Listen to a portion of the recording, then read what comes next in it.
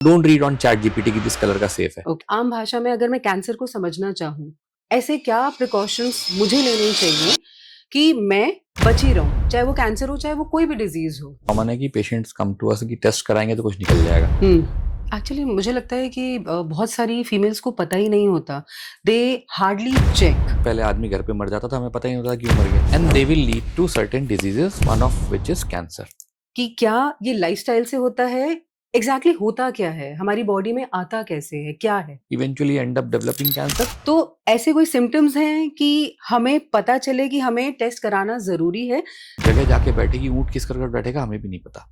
और मैं डरती रहूंगी तो लास्ट स्टेज पे मुझे पता चलेगा तो मेरे बचने के चांसेस कम हैं, बट अगर मुझे इनिशियली पता चल जाएगा तो शायद चांसेस ज्यादा हो गए। Patient should not trust one single doctor. So in this scenario, I always prefer that patient should take a second opinion. Test कराएंगे तो कुछ निकल जाएगा। हाँ। So if you're getting a CT scan and there is something, then definitely doctor will tell you. हर साल लाखों लोग cancer से डायग्नोस्ड होते हैं और उनमें से बहुत सारे लोगों का एक ही सवाल होता है, व्हाई मी। आज का एपिसोड बहुत खास है बिकॉज इस व्हाई के आंसर आज हम ढूंढेंगे। I am Simran Sharma and आज के जो हमारे गेस्ट हैं वो है doctor Piyush Agarwal, someone who has dedicated his life to treat and understand cancer at the deepest level. आज हम बात करेंगे कि कैंसर के क्या कॉजेस होते हैं, प्रिवेंशन क्या होते हैं, ट्रीटमेंट कैसे करना चाहिए एंड वो सारी मिस्टेक्स जो हमें पता नहीं होती बट हम अननोइंगली कर देते हैं। और सबसे इम्पॉर्टेंट बात, अगर आपके परिवार में किसी को कैंसर हो गया है तो उसका ध्यान कैसे रखना है। Today we are honored to host a distinguished name in the field of oncology, Dr. Piyush Kumar Agrawal, Clinical Director and Head of Surgery, Oncology and Robotic Surgery at Shalby International Hospital. With over 2 decades of experience, Dr. Agrawal has at the front foot of cancer treatment, specializing in robotic and cancer patients. Welcome, Dr. Piyush. Thank you. It's my pleasure to have you today on my show. It's my pleasure to be here. Thank you so much. So, Dr. Piyush, मैं ये जानना चाहती हूँ कि आजकल cancer के cases जो हैं वो इतने बढ़ गए हैं, पहले नहीं थे या पहले भी थे और अब ज़्यादा हाईलाइटेड हो गए हैं because you are oncologist. Daily आप पता नहीं कितने पेशेंट देखते होंगे। So what is the reality? So let me basically phrase it in few parts. Okay. So अगर आप देखो कि पॉपुलेशन बढ़ गई, जी। पहली चीज़ तो अगर पहले आप 50 करोड़ थे, आप 150 करोड़ हो गए, तो और डेफिनेटली नंबर ऑफ केसेस 3 गुना बढ़ गए। ठीक है। डायग्नोस्टिक मेथड्स हमारे पास अच्छे आ गए। पहले आदमी घर पे मर जाता था, हमें पता ही नहीं होता क्यों मर गया। So now you have better diagnostics in hand, so you are now able to detect the cause behind the death. So in many of the cases, the cause behind the death is cancer. Third, definitely your lifestyle has changed. Lot of smoking, alcohol, junk food, pollution, pesticides, these have crept in. Okay. So once these starts creeping in, they will cause certain changes in your body in terms of changes into DNA, which we call mutations. And they will lead to certain diseases, one of which is cancer. Then age बढ़ गई। आप पहले average age 40 साल जी रहे थे, अब आप 80-85 जी रहे हो। कब जी रहे थे हम 40 साल? So if you see in 50 years we have reached from that place to this place. So अगर हम अब 80-85 तक पहुंच गए तो जो आपकी ओल्ड एज की बेसिस पे जो डिसीजेज है, क्योंकि आप सिर्फ कुछ म्यूटेशंस हैं जो आप लेके आते हो पैदाइशी, कुछ है आप एक्वायर करते हो, they're called acquired mutations. So cancer is hereditary? दोनों, both. Okay. Both. So there will be certain patients जिनमें की because they have inherited some mutations, they will eventually end up developing cancer. And there are people who have basically got this mutation across their life. So when you grow up, you get few mutations, radiations, pollution, your pesticide, these keep on creating. So these are acquired mutations. So ये acquired mutation, और अगर हम देखें number of patient जो हम देख रहे हैं, so right now see cancer में काम बहुत हुआ है. Science has progressed to a significant level, but still we are too short of identifying exactly why a particular cancer is happening. Okay. So we may know mutation, we may know कि इसके पीछे ये smoking हो सकती है. So smoking है जरूरी नहीं है. It's like हो सकती है. So smoking will increase your risk. It's not that every person who smoke will get cancer, but definitely if you are susceptible, तो हो सकता है आने वाले टाइम में हम उस जगह पे चले जाए हमें दिखे कि बैकग्राउंड से ही चल रहा है सारा कुछ, हमारे पास था ही पहले से, बट हमने ऑगमेंट कर लिया. Okay. से सपोजिटली आपके एक जीन है विच कॉजेज यू कि आप ससेप्टेबल हो जाओ कैंसर के लिए if you smoke and then you smoke. So see, there will be people who will smoke throughout their life. They will be chain smokers and they live till 80, nothing happens, no cancer, nothing. And there will be people who have started smoking 1.5 साल के अंदर cancer आ गया. So वहाँ जहाँ पर ये part है, वहाँ sometimes you feel कि ये कोई म्यूटेशन लेके चल रहे हैं and this has just helped it convert things into a bad form. तो मैं अगर आम भाषा में बात करूं, आप डॉक्टर हैं, राइट? सो वो बड़े बड़े वर्ड्स नहीं, एक आम भाषा में अगर मैं कैंसर को समझना चाहूँ कि क्या ये लाइफस्टाइल से होता है, एग्जैक्टली होता क्या है, हमारी बॉडी में आता कैसे है, क्या है, सरल भाषा में आप सो आप समझो कि बॉडी की अपनी हीलिंग कैपेसिटी है. ठीक है. आपने देखा चोट लगती है बढ़ जाती है. जी जी तो जी. भरी कैसे, क्योंकि तो गैप हो गया. सेल्स आए होंगे, कुछ ग्रो कर रहे हैं. ठीक है. हमारी बॉडी में सेल्स भी ग्रो कर रहे हैं, रीजनरेट कर रहे हैं, सेल्स ग्रो करते रहते हैं. अब बॉडी ने मैकेनिज्म बनाया हुआ है कि वो सेल्स की ग्रोथ जो है ना लिमिट करेगी, क्योंकि it can not allow them to grow unlimited. क्योंकि हार्मोन्स तो हैं, अनलिमिटेड ग्रोथ कर सकते हो आप. You can grow 10 feet 20 feet, who is stopping you? तो बॉडी ने अपने मैकेनिज्म बनाए हुए हैं जहाँ वो स्टॉप करती है चीजों को. ठीक है. जब वो मैकेनिज्म आपके फंक्शन करना बंद करते हैं किसी भी म्यूटेशन की वजह से, किसी भी इंजरी की वजह से, what happens is cell uncontrol grow करेंगे. अनकंट्रोल ग्रो करेंगे तो क्या करेंगे? मास बन जाएगा सेल का. That is what is cancer, that is what is tumour. So it is the uncontrol growth of the cell. अब कॉज में भी एनीथिंग, कॉज में भी पोल्यूशन, कॉज में भी स्मोकिंग, कॉज में भी अल्कोहल, कॉज में भी पेस्टिसाइड्स, कॉज में भी माइक्रोप्लास्टिक्स. कॉज दुनिया जान के हो सकते हैं. स्ट्रेस से भी कैंसर होता है. Stress itself will not lead to cancer, but it will lead to some other conditions which may lead to cancer. Okay. आपकी ओबेसिटी आ सकती है, हार्मोनल इम्बैलेंस हो सकते हैं, ठीक है ना. So stress eventually can lead to cancer by other mechanism. Directly till now I don't think there is any data which says कि stress is directly correlated to cancer. There are indirect pathways. Okay. कि जहाँ आप stress लेते हो तो indirect pathway. There are a lot of things which will happen. So in stress, what will happen? People will eat junk. People will do things like smoking alcohol. Stress will disturb your hormonal patterns. Stress will disturb your sleep patterns. Stress will cause you obesity. These all can lead to cancer. So not directly, but indirectly, definitely. तो आज की date में अगर मैं बात करूं corporate की, so stress से हम बाहर नहीं जा सकते. आपने कहा खाना, लाइफस्टाइल, वो भी बिल्कुल करप्ट हो चुका है.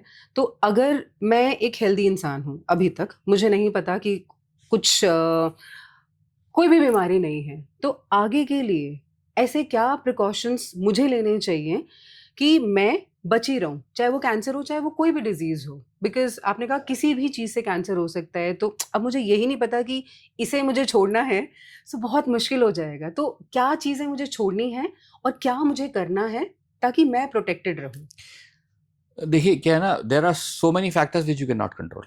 Okay. So your air you can not control, government is going to do. Your water you can not control. The food that comes to your house you can not control. वो कहाँ उग रहा है, कैसे उग रहा है, पता नहीं. आप कितनी भी कोशिश कर लो, ठीक है, if you are very affording आप ढूंढ सकते हो, आप अपने फार्म लगा सकते हो, but not everybody can do that. तो what you can control is the substances that you abuse.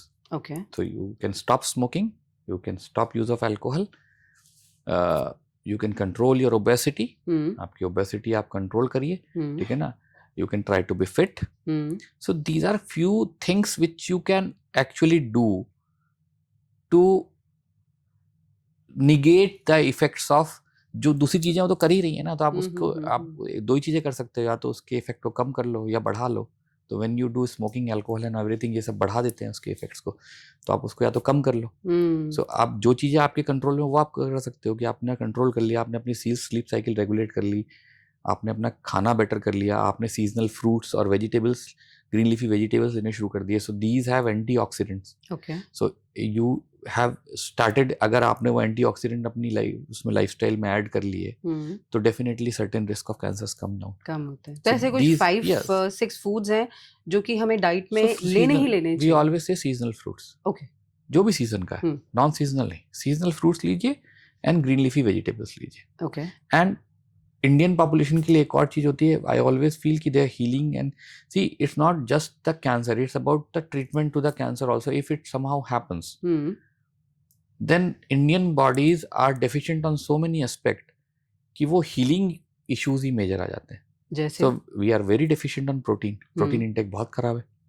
I agree. So हम जब सर्जरी करते हैं, हमारा सबसे बड़ा स्ट्रेस, सर्जन का स्ट्रेस ये है कि अगर सब सही भी कर रहे हो और प्रोटीन का पेशेंट का एल्ब्यूमिन कम है तो हीलिंग किस जगह जाके बैठेगी, ऊँट किस कर बैठेगा, हमें भी नहीं पता. So अगर वो सब कुछ ठीक है, पैरामीटर्स नॉर्मल है, तो मेरे लिए बड़ा ईजी हो जाता है बिकॉज हीलिंग बहुत वो हो जाती है. Plus every treatment that you go is a major treatment. So उससे वो बाहर आने के लिए you need strong body. The problem is most of the people are carrying weak bodies. Lot of deficiencies, vitamin D deficiency is significant. अब तो वो vitamin D deficiency तो अब आ रहा है, अब तो चैप्टर्स आने लग गए उस पे, इंक्लूडिंग कि अभी आ रहा है कि yes vitamin B still you will find कि most of the people have normal kind of range. Okay. D is, I have seen people with under 10 reports. तो उससे क्या फर्क पड़ता है अगर हम बात मेजर इश्यूज है. So vitamin D is a major vitamin which regulates so many things in our body including bone health. Okay. So once it goes down, so many functions of your body they suffer. So आपकी हर चीज, आपकी healing है, कुछ भी है, सब चीजें, because calcium is, see vitamin D helps regulating the calcium status in our body. So vitamin D नीचे गया तो आपका कैल्शियम का होम्योस्टेसिस गड़बड़ होगी. वो गड़बड़ होगी तो calcium is an important element in everything ना. वो सारी प्रोसेसेस में प्रॉब्लम होनी शुरू हो जाएगी. वो आपको इमीडिएट नहीं दिखेगी, it takes long time, but then eventually once you have it, I have seen people who are unable to walk. And one of my friends, sudden he had these issues, severe tiredness, बिस्तर से उठने का मन नहीं कर रहा है. His vitamin D was 6. That's true. Then once he took the treatment, suddenly he is all right. So it does, vitamin D itself, we always test the patient for vitamin D. If it is deficient, we definitely prescribe the patient vitamin D. Okay. So Dr. Piyush, जैसे किसी, मतलब कोई भी नहीं चाहता कि हमें cancer हो, राइट? बट पता भी चल जाता है या हम जाना ही नहीं चाहते हॉस्पिटल तक. मेंटालिटी ये है, इंडियन मेंटालिटी, कि छोड़ना क्या, टेस्ट कराऊं. तो ऐसे कोई सिम्टम्स हैं कि हमें पता चले कि हमें टेस्ट कराना ज़रूरी है, ताकि देखो अगर मैं टेस्ट ही नहीं कराऊंगी और मैं डरती रहूंगी तो लास्ट स्टेज पे मुझे पता चलेगा तो मेरे बचने के चांसेस कम हैं. बट अगर मुझे इनिशियली पता चल जाएगा तो शायद चांसेस ज़्यादा हो गए, because technology plays its role. तो क्या सिम्टम्स हैं जो थोड़ा सा कॉशियस हो जाए कि नहीं, जाना चाहिए, एटलीस्ट हॉस्पिटल तक पहुंच जाए? So इसके ना 3 पार्ट्स में आंसर दूंगा. Okay. पहला पार्ट है जो बहुत कॉमन है कि पेशेंट्स कम टू अस कि टेस्ट कराएंगे तो कुछ निकल जाएगा. जो होगा वही निकलेगा. जब है ही नहीं निकलेगा कहाँ से बाहर. So if you're getting a CT scan and there is something, then definitely doctor will tell you कि है. अपने आप तो कुछ बना नहीं देगा. ना आजकल वो ज़माने ख़त्म हो गए जहाँ हम कुछ भी कहते थे और पेशेंट मान लेता था. There are always second, third opinions. There is always ChatGPT, Google. People go to every place. So it's now to not trust investigations is idiotic because आपका नुकसान है. क्योंकि जब तक वो बाहर निकल के आएगा तब तक गेम तब तक तो आपका काम हो गया. मुश्किल है वहाँ से सर्वाइव. दूसरा पार्ट आता है कि सिम्टम्स का. तीसरा I will deal with screening. ठीक है ना. देयर आर कई बार आपको कोई सिम्टम नहीं हो फिर भी टेस्ट कराने होते हैं, उसकी रिकमेंडेशन है.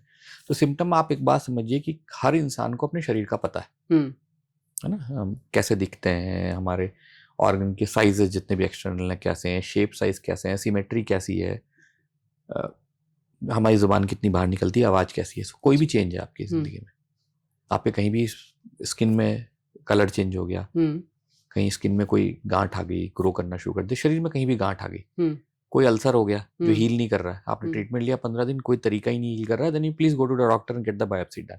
Late him see at least, then they will at least assure you भी कुछ नहीं है. जबान बाहर निकलती थी, नहीं निकल रही है, आवाज में तोतलापन आ गया, आवाज भारी हो गई, चेंज हो गई वॉइस, सांस में दिक्कत हो रही है, निगलने में दिक्कत हो रही है, किसी भी जगह से ब्लड आ रहा है नॉर्मल, यानी कि खांसने में ब्लड आया, थूकने में ब्लड आया, यूरिन में ब्लड आया, स्टूल्स में ब्लड आया, या फीमेल्स को बिना मेंस्ट्रुएशन के ब्लड आया। Okay, so that's all these are all symptoms. Suspicious. पेट फूल गया, आपको लग रहा है आपका वजन बढ़ रहा है, आप उस हिसाब से खा नहीं रहे हो पर वजन बढ़ रहा है, तो हो सकता है आपका पेट ना फूल रहा हो, अंदर पानी भर रहा हो पेट के। हाँ, ये कॉमन प्रॉब्लम है। ओवेरियन कैंसर में this is a very common problem. Females को लगता है कि हम सर्टेन एज की हो गई हैं, अब तो हमारा वजन बढ़ रहा है, वजन नहीं बढ़ रहा, आपके पानी भर रहा है, ओवरी का मेलिग्नेंसी है। पीलिया आ गया, ठीक है ना, तो स्किन में इचिंग हो रही है बहुत ज्यादा, तो पीलिया के बाद इचिंग भी होती है, कि अगर आप पीलिया मिस कर जाते हो, इचिंग मिस नहीं करोगे आप अपनी। तो अब ब्रेस्ट है, शेप साइज कोई भी चेंज हो गया सडन, आपको पता है बचपन से आपने अपने आप को देखा है, तो यू नो कि आपका शेप साइज कैसा, सिमेट्री कैसी है, चेंज इन सिमेट्री होगी, कोई भी निपल में से डिस्चार्ज आना शुरू हो गया, any colour, don't read on chat GPT की दिस कलर का सेफ है, okay, that is not for you. हाँ, सो बिकॉज़ सेफ है कि नहीं वो हम बताएंगे, please come to us and we will tell you कि सेफ है कि नहीं, है ना। कोई भी स्किन में चेंज हो गया, आपने वो ऑरेंज देखी है, ऑरेंज जैसी स्किन हो जाए मतलब स्टेज 4 हो गया आपको कैंसर। कई पेशेंट होते हैं अंदर लंप नहीं आता, सीधा बाहर स्किन की चेंजेस हो जाती हैं, वो बिल्कुल ऑरेंज पील लाइक स्किन हो जाती है, गड्ढे गड्ढे पड़ जाते हैं, ठीक है ना। निपल इन्वर्जन हो जाए, अब कुछ लोगों के फीमेल्स के कंजेनाइटली इन्वर्टेड निपल्स होते हैं, उसमें प्रॉब्लम नहीं है। अब 40 की एज में आके आपका निपल इन्वर्टेड हो गया, नीचे कोई गांठ पड़ी है जो खींच लिया उसने उसको।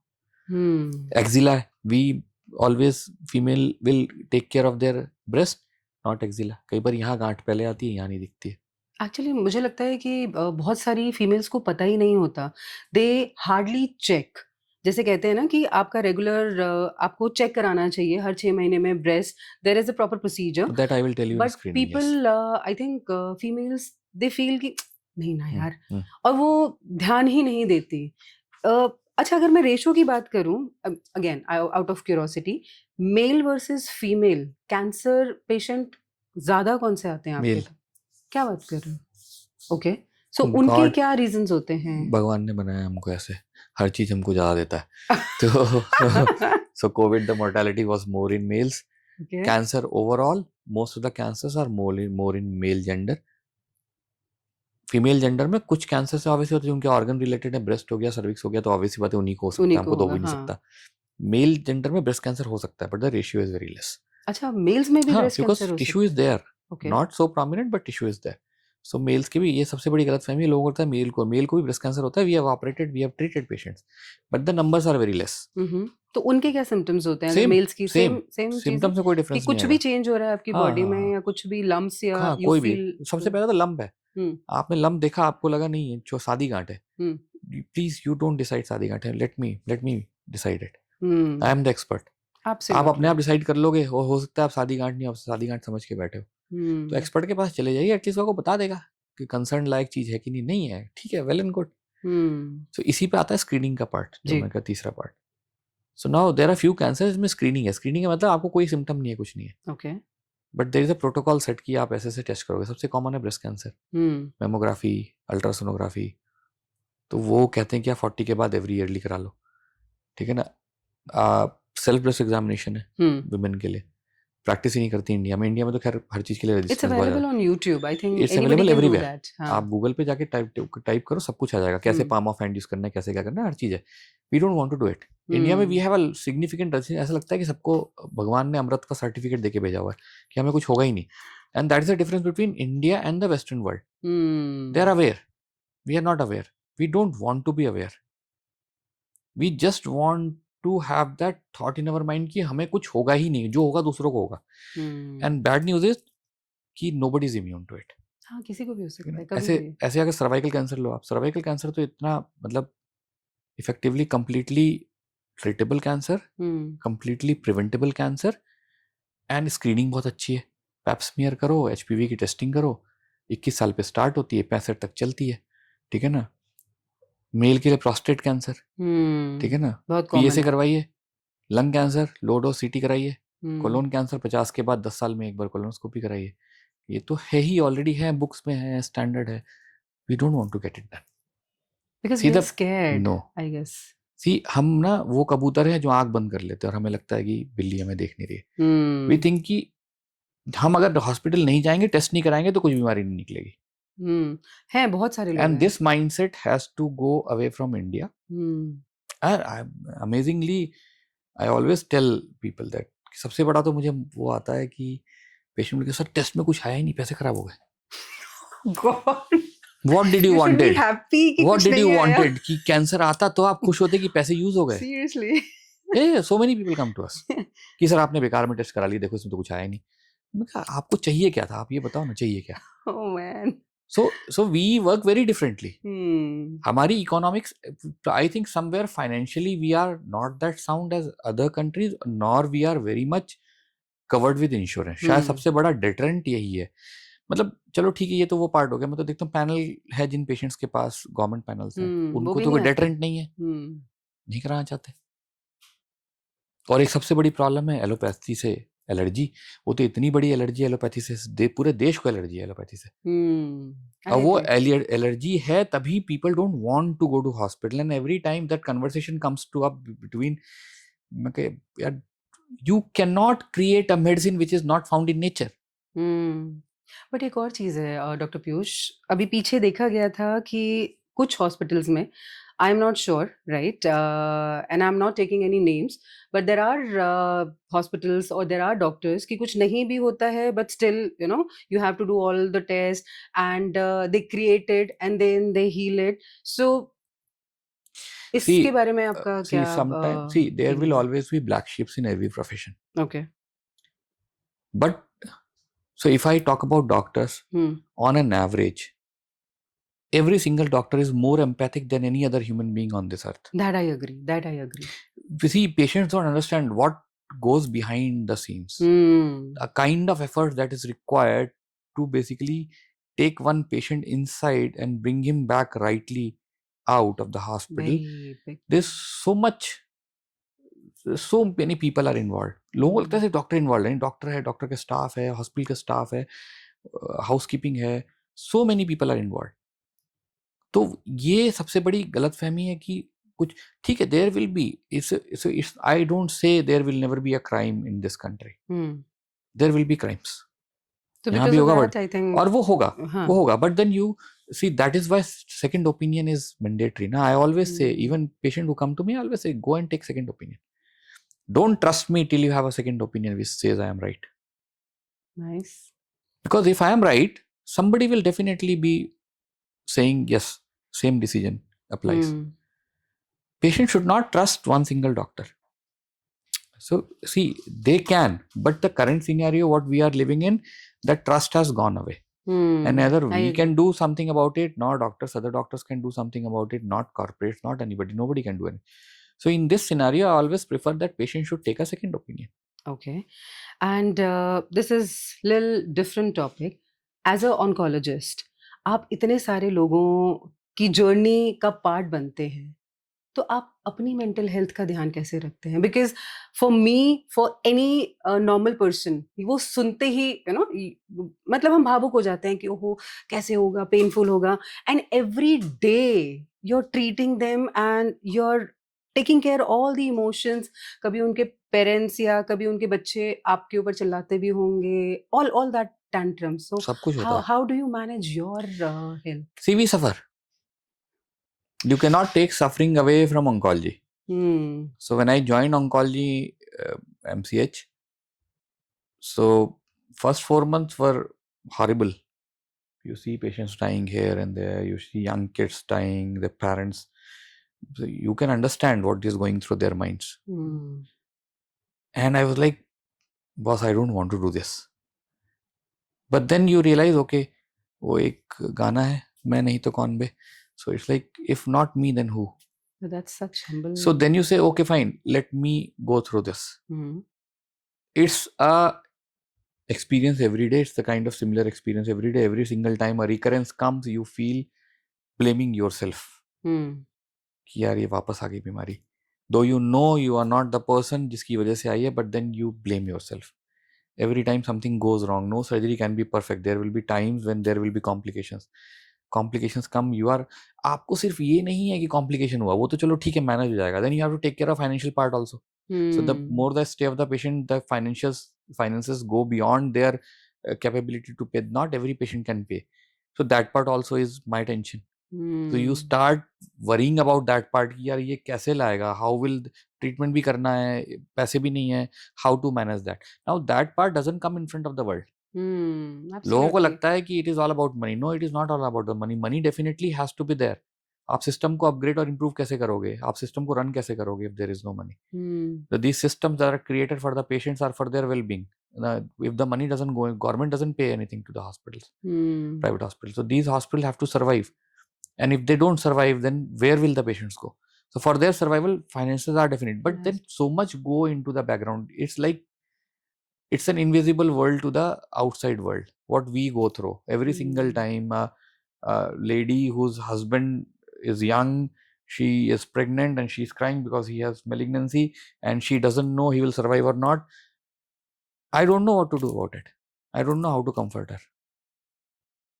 I have to, but I also don't know how to do that. And then there are kids who come with cancers and I know they cannot be treated. And then you see your own kid into them. That must be very Then you die difficult inside yourself. You cannot say anything to them. You know they are parents. You yourself as a parent can feel the pain. And it is, वो situations ना बड़ी खराब होती हैं. Young patients dying. I have had patients जिनके हम बहुत close हो जाते हैं. बहुत अच्छे पेशेंट्स होते हैं, बहुत ही जेंटल सोल्स आती हैं, बहुत ही अच्छी सोल्स आती हैं, फीमेल्स आती हैं, इंडिपेंडेंट, स्ट्रांग विल्ड. हम जो कहते हैं हर चीज मानते हैं वो patient, and then when something goes wrong it's like बस इसका नहीं खराब होना चाहिए था, चाहे जो हो जाए. And we have cried, the whole team has cried for the patients because we are humans, we do make connections, we do get. कितना भी समझा लो, कितना भी मूवीज बना लो कि नहीं doctor should not, doctors do get connected to the patients. Their smiles, when they're happy, when they go from the hospital, their pain, we feel everything. But at times we are unable to do anything. And हमको छुपाना पड़ता है ना, हम अपना दिखा नहीं सकते. हमको वो पार्ट छुपाना पड़ता है क्योंकि we have to be professional in that part. Patient को तो नहीं दिखा सकते ना what is going wrong. तो आप फिर उसे हील कैसे करते हैं? So It's like you've eventually been trained on these things, no, like nobody how to control trains your you. emotions, Nobody and trains you. because it's happening in front of you. So it becomes a habit. Okay. So you just go to home, you play with your kid, you watch Netflix. If you have pet, you play with them. That is your basically vent out. So Okay. you find a way to vent out. क्योंकि आप घर पे भी लेके नहीं जा सकते इन चीजों को. So they are very painful. You cannot tell your family members also कि क्या हो रहा है क्या नहीं हो रहा है. Oncology is one branch in which I think every single oncologist who is working suffers mentally a lot. Until unless you are not human, I am at least till now I am a human and I don't think I'll ever leave that human part of me. So I do suffer. I for sure can say about me and very significant number of oncologists who I know I gel well, I know they all suffer.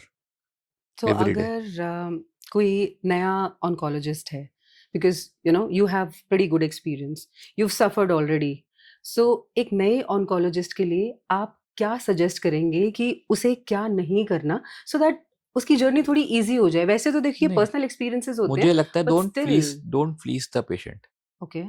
आपके पास जब मरीज आ रहा है ना,